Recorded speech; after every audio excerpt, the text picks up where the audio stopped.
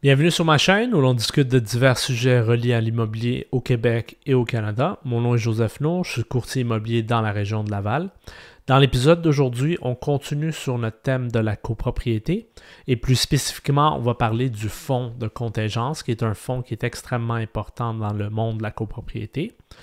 Avant qu'on aborde le sujet de la vidéo d'aujourd'hui, si jamais vous cherchez à vendre ou acheter une propriété dans la région de Laval où que je travaille, vous pouvez rentrer en contact avec moi. Mes coordonnées sont sur ma chaîne YouTube ou vous pouvez visiter mon site web à nourimmobilier.com. Tous les détails se trouvent sur ma chaîne YouTube. Ou si vous avez des questions en général, vous pouvez me contacter aussi ou mettre des commentaires dans la vidéo et je vais me faire un plaisir de vous répondre. Donc, sans plus tarder, commençons sur le sujet d'aujourd'hui, qui est le fonds de contingence. Comme j'ai dit, c'est un fonds qui est extrêmement important. Au Québec, c'est un fonds qui est obligatoire pour toute copropriété. Je ne pense pas que c'est dans toutes les provinces c'est obligatoire, mais dans je sais qu'en Ontario et en Colombie-Britannique, c'est obligatoire.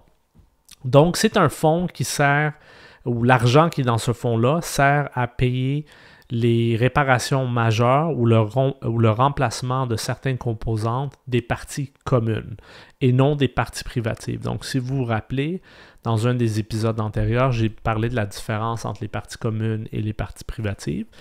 Donc, l'argent qui se trouve dans le fonds de contingence est strictement pour les parties communes et comme j'ai dit, pour les réparations majeures ou les remplacements de composantes. Exemple, si les fenêtres sont désuètes ou le toit a besoin d'être remplacé, l'argent va provenir du fonds de prévoyance.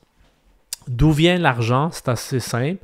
Les frais de condo ou les frais de copropriété que tous les propriétaires versent tous les mois, eh bien, il y a une partie de ces frais de condo qui vont aller dans le fonds de prévoyance. Encore une fois, au Québec, la loi stipule qu'un minimum de 5% doit être investi dans le fonds de prévoyance. Selon ce que je vois, puis tout ce que tous les experts mentionnent, 5% c'est déjà trop bas, surtout si l'âge de l'immeuble est quand même assez vieux. Normalement, on va chercher plus du 10%. Fait que le plus haut pourcentage, le mieux. Quand il y a peu d'argent dans le fonds de prévoyance, ça devrait être quelque chose qu'un acheteur averti doit regarder avant d'entamer ses démarches. On va en parler un peu plus dans la vidéo, qu'est-ce qu'il faut regarder pour bien faire ses devoirs. Mais sachez que par la loi, c'est un minimum de 5% qui doit être pris des frais de condo pour être mis dans le fonds de prévoyance. Et comme j'avais dit, c'est pour être utilisé pour des réparations majeures. Donc, ce n'est pas pour être utilisé dans les opérations jour le jour, comme le déneigement ou l'entretien, ou le remplacement des composantes, les fenêtres, le balcon, le toit, etc. Comme j'ai dit aussi, c'est un fonds qui est extrêmement important de vérifier avant d'entamer le processus d'achat d'une copropriété. Donc, si vous cherchez à acheter une copropriété, quel document vous devez reviser afin d'avoir une idée de l'argent qui est dans le fonds de prévoyance? Il y en a une couple. Le premier, c'est le budget provisionnel. Donc, tout dépendamment de l'année que vous cherchez à acheter, disons, on est en 2024, la copropriété où vous cherchez à acheter devrait avoir un budget provisionnel pour l'année. C'est un document financier qui va vous montrer annuellement ce qu'il anticipe de recevoir comme revenu, donc les frais de condo et toutes les dépenses diverses qu'ils vont avoir, comme le déneigement, l'entretien, la coupe de gazon, etc., l'électricité des parties communes et un montant pour l'entretien. Et il devrait avoir une ligne sur ce document-là qui montre l'argent qui va être mis dans le fonds de prévoyance chaque mois.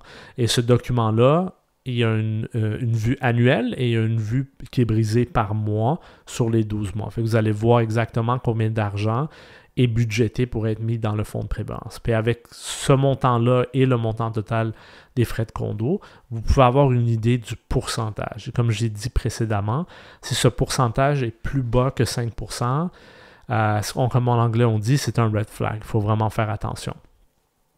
L'autre document que vous devez passer en revue obligatoirement, c'est les états financiers. Moi, je recommande toujours de regarder les états financiers des 3 dernières années.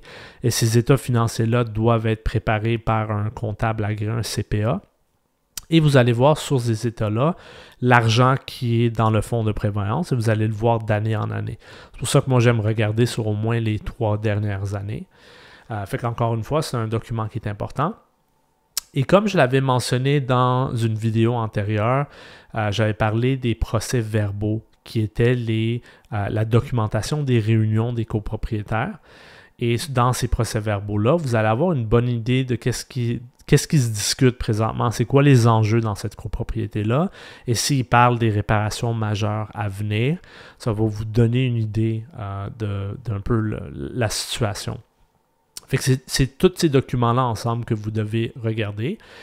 Et quand vous faites une offre d'achat, on avait parlé dans une vidéo antécédente des conditions dans votre offre d'achat, mais ces documents-là devraient être des conditions à revoir ces documents-là avant de finaliser votre achat. Parce que comme j'ai mentionné, quand vous achetez une copropriété, vous achetez une unité dans un ensemble.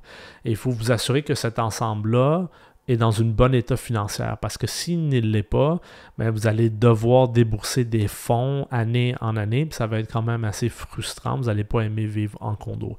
Fait que c'est important de faire ces recherches avant de s'embarquer dans ce genre de copropriété.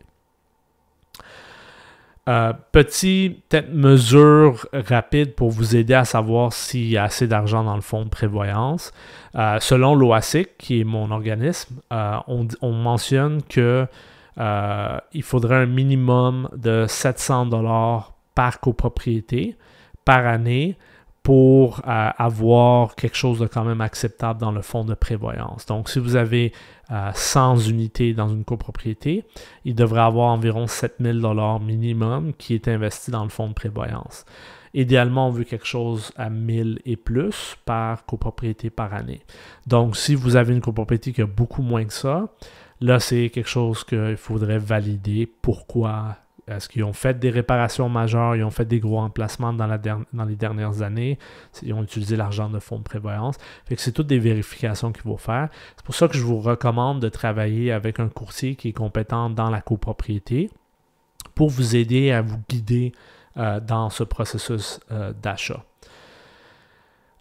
L'autre élément, c'est que ces documents-là, si la copropriété elle est vendue par un courtier immobilier, il ou elle va déjà avoir en sa possession ces documents-là.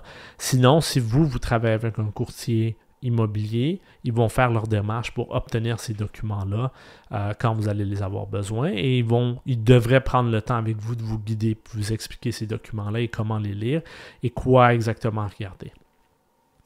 Le dernier élément qu'on va parler aujourd'hui dans la vidéo, c'est l'étude de fonds de prévoyance. Cette étude-là va être obligatoire à partir de 2024. Fait que précédemment, ce n'était pas toutes les copropriétés qui n'avaient fait une. Pour en faire une, il faut mandater d'une firme spécialisée. Et grosso modo, c'est quoi une étude de fonds de prévoyance? L'étude va analyser tout l'argent qui doit être injecté dans la copropriété dans les prochaines X nombre d'années pour remplacer les différentes composantes ou faire la maintenance sur l'immeuble. Et ça va vous donner une idée l'argent que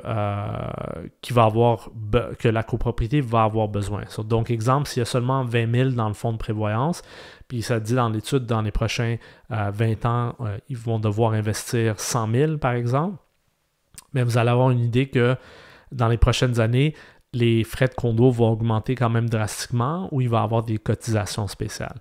Et c'est pour ça que c'est important de ne pas se faire séduire par une copropriété qui a des frais de condo très bas. Parce que souvent, ce que j'ai observé, c'est que vous avez des copropriétés qui ont 20-30 ans, puis c'est sûr qu'au début, quand une copropriété est neuve, il y a moins de réparations, puis on ne pense pas à changer le toit, éventuellement on va changer les fenêtres.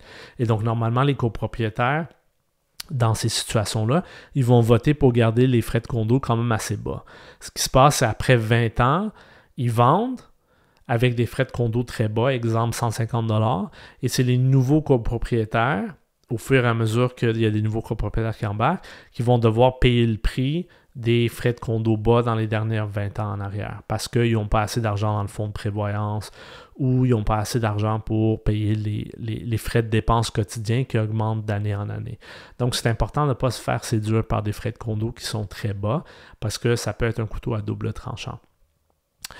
Et comme j'ai dit, cette étude de fonds de prévoyance va être obligatoire au Québec à partir de 2024. Donc, la plupart des copropriétés que vous allez chercher à acheter ou vendre devraient avoir une étude de fonds de prévoyance qui a été faite. Et c'est pas mal tout. Avant que je vous laisse, encore une fois, si vous cherchez à acheter ou vendre une propriété dans la région de Laval, vous pouvez me contacter. Mes informations sont sur ma page YouTube ou vous pouvez visiter mon site web nourimmobilier.com.